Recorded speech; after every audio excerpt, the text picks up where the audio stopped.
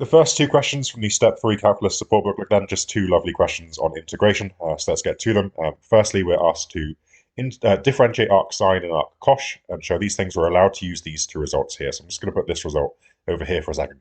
When we differentiate arc sine, we get 1 over root 1 minus x squared, where x is just whatever this thing was.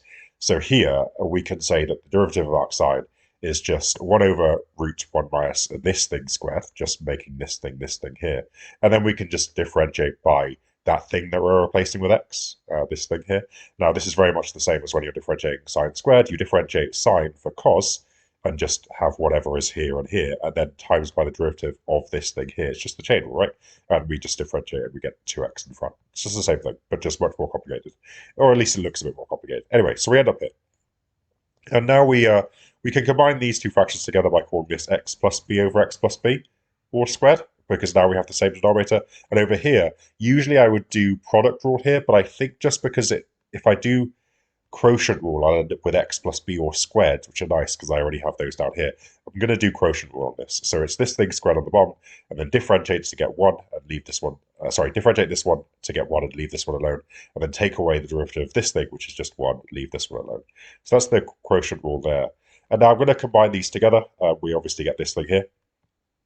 That's just simplifying that a little bit, but also to make this, but also to simplify this a little bit. Put the x plus b all squares together on the bottom. Now here is a difference of two squares.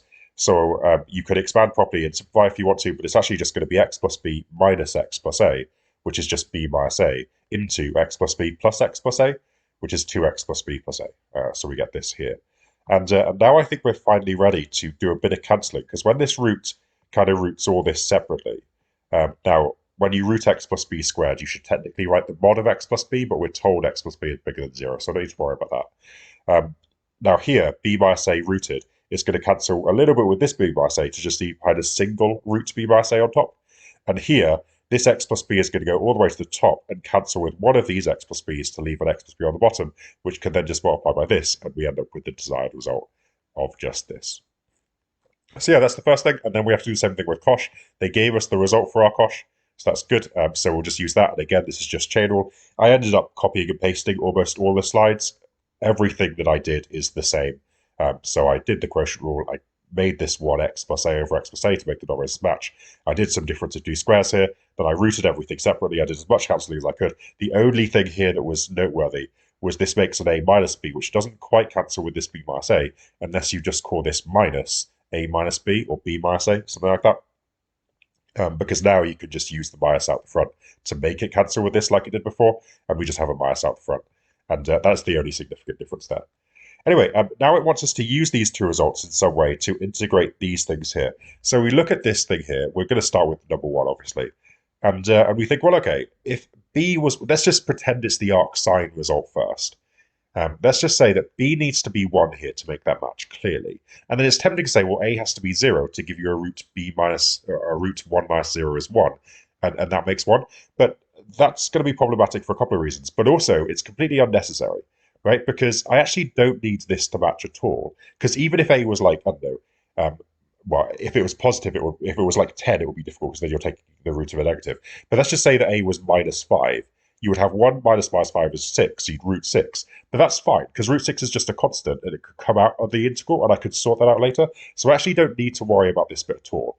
I do need the b as 1, because I need to make this match. Now, what about this bit here? Well, there's a 2x here.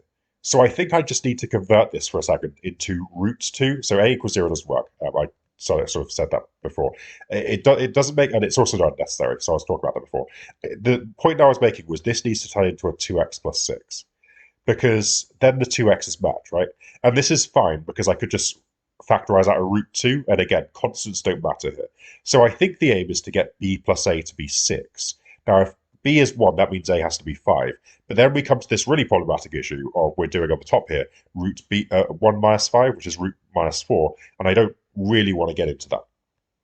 So I'm just going to go ahead and say that that doesn't really work either, and we'll leave it. So what other choice do we have? Well, let's just look at the other result. The other result down here being, why don't we make the a equal to 1? Why don't we aim for the arc cosh result instead? So if a was 1, again, don't really care about the top. As long as it's not negative, I can sort that out later. Now here, I still need this to be a 2x plus 6, so if a is 1, I need b to be 5, and perfect. That makes 5 minus 1 equal to 4, and I can root that for 2, and all of that works in perfectly. So using the arc-cosh result, if I make b 5, a 1, I just end up with this here. And now, okay, like I said, that's 2. That's if I factorize out the root 2 from there.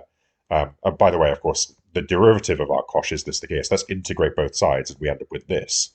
That's fine, just take the minus out because it's a constant. Now we can deal with the constants that are also in here. So root 4 is 2, take out the root 2 here to put it there, and then cancel 2 by root 2, you get just a single root 2.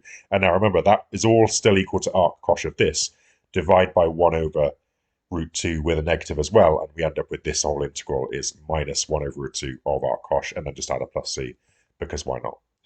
So okay, that's that first one done. And now the second one, I'm going to assume that this is the arcsine one. So let's just set b equal to 3 first. If it doesn't work, we can try some other things. Now that would this here has to be 2x plus 2 for the same reasons I was talking about earlier, which means a has to equal minus 1 to make 3 plus minus 1 equal to this 2. And that seems to work because 3 minus minus 1 is 4 at the top here, and we'll end up with the same sort of constant we had before. So integrate both sides. You can cancel this down straight to a root 2, right? Root 4 is 2, but it cancels with the root 2 that comes out of that to make a root 2. Divide both sides by root 2, and we pretty much immediately end up at the answer there. And that's the first of the two-step questions that I want us to do today done. Really nice question. Got another question up here that I like as well. Cosh A in terms of exponentials is e to the, get rid of the half of this question because I don't need it yet. That's going to be e to the a plus e to the minus a or over 2. It's just the even part of the exponential function e to the a. Kind of interesting. There's a really good video somewhere.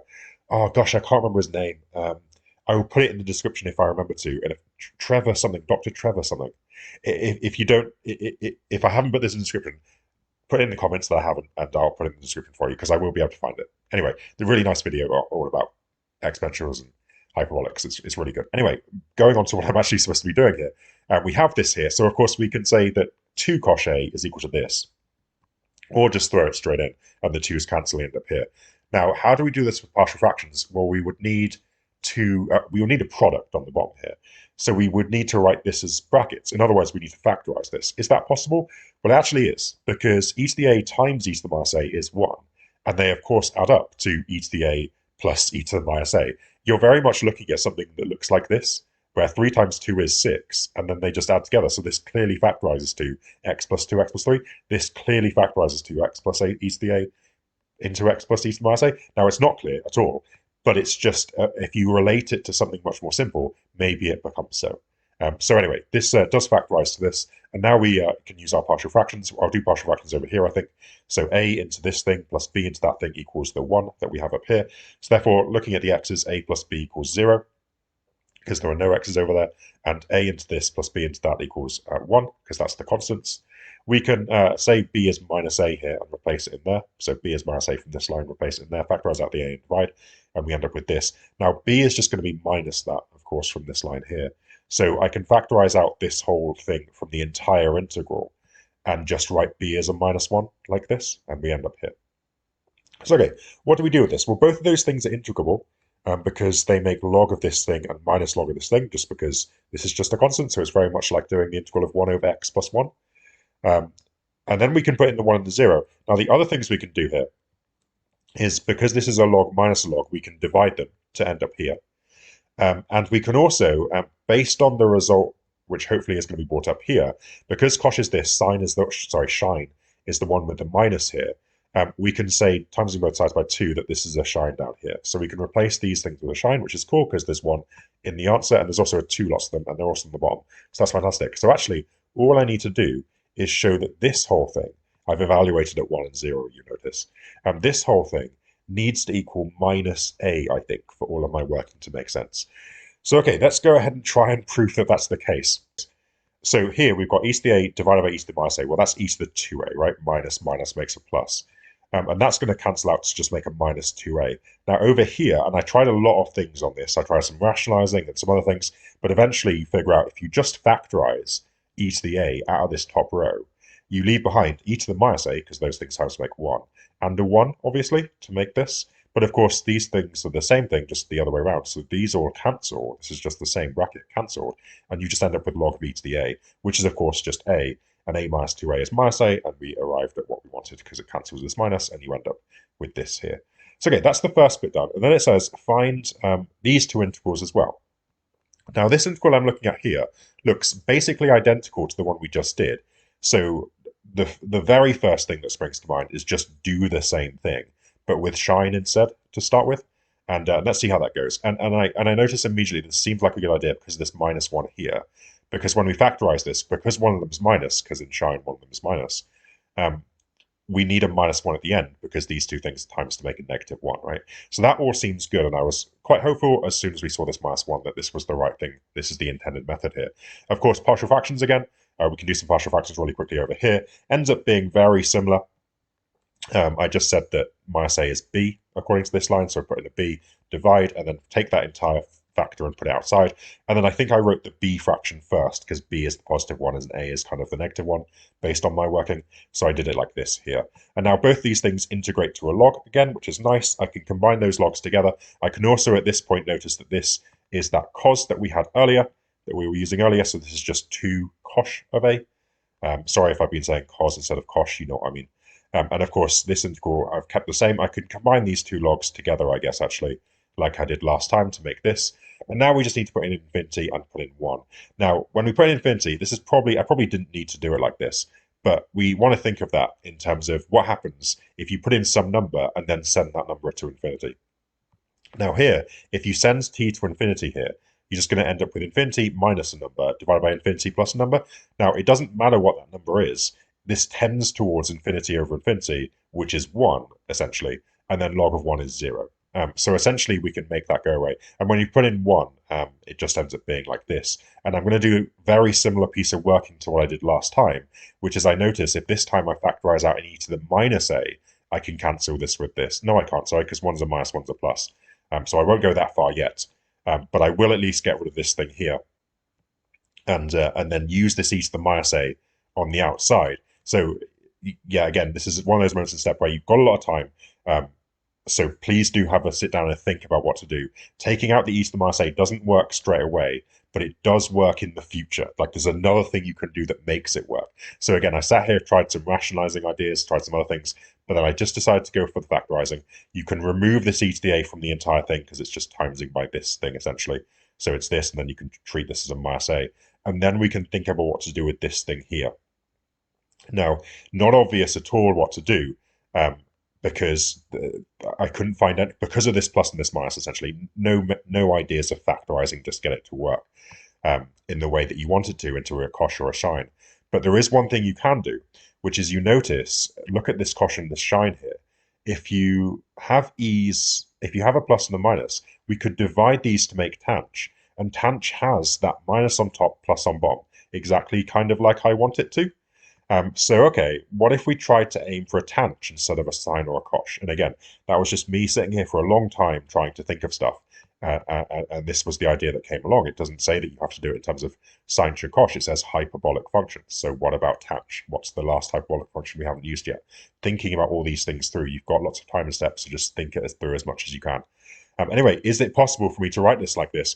Well, if I factorize out an e to the half a, it becomes so from both lines, because you end up with an e to the half a minus e to the minus half a, factorizing out from the top line. And then the bottom, very similar. These things, of course, will cancel, which is good.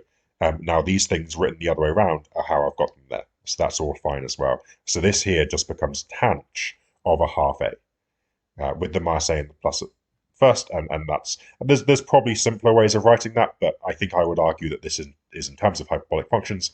So I think I would argue that I'm done there. So yeah, and the very last integral to do looks most like the first integral we did right at the top. So let's just immediately do those things, put in the cosh, like we've done a couple of times, the 2's cancel, so get rid of them. Factorize this, it does factorize, right? It's factorized the same thing as before, just with x squareds to make the x to the 4 and the x squareds, that's fine. And now we can do partial fractions here. The partial fractions end up being exactly the same as the first integral we did, just the fact that these are x squareds doesn't matter. The a's and the b's will be the same. So I'm just going to go straight to the next line. This is just copied and pasted from the first question, just with x squareds here instead of x's, and the limits changed as well. And now integrating 1 over x squared plus e to the a. Now we need, well, at least I needed the formula book for this, because I haven't memorized all these. But 1 over x squared plus a squared, or x squared plus a squared, or a squared plus x squared, whichever way you want to say it, doesn't matter, is 1 over arctan of x over a. Now, we've got e to the a as our a squared, which means, and I know this is a bit annoying, that the a's are the same, but don't think about it, they're not the same a's. That means that we need something squared here, and that something will be e to the half a, right? Because e to the half a squared is e to the a. So we can integrate that and just have e to the half a here, e to the half a there, and then of course here, that's e to the minus a half a, so we can put that here and here. But of course, these 1 overs we can get rid of by either using or taking away these minuses, and we end up here for our result. So that's all that done. At some point, oh, sorry, here as well, I changed this to be a shine of a, because, I mean we've seen that a couple of times. It's actually a minus, right? Because I took out a minus to make it e to the a minus e to the minus a to make it shine, so I took out the minus and then replaced it. So yeah, that's all fine. But anyway, in this case, we need to put in infinity. Now we could write that same thing I was doing before about the limit as t goes to infinity, but I couldn't be bothered. I just said that arctan of infinity is basically pi over 2, and I just hoped that it would work out. And likewise for this one is also arctan of basically infinity, that's basically pi over 2. And then arctan of 0 is just 0. So we take away nothing in the second half. Factorize out pi over 2, and we end up here.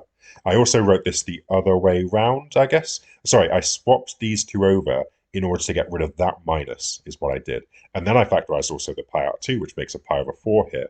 And now this here is essentially just, I think, a sinh of a half a, because you just put halves here and here, and you end up with this here, except there's also a 2, of course, from the fraction. So we have a 2 here. Cancel the down there, and we end up with this here as our answer. Now, I think that's arguably the correct answer. You can make it look even better if you want to by using the double angle formula, because if sine of 2a equals 2 sine cosh, then we can halve all of these angles to make this, which means we can replace this sine of a with sine of a half a cosh of a half a, and also a 2 here to double that up. And then we can cancel these, and then this, which you could even write as sech if you wanted to, I think. And any of those, I think, would be acceptable answers. But thank you so much for watching, and I'll see you next time.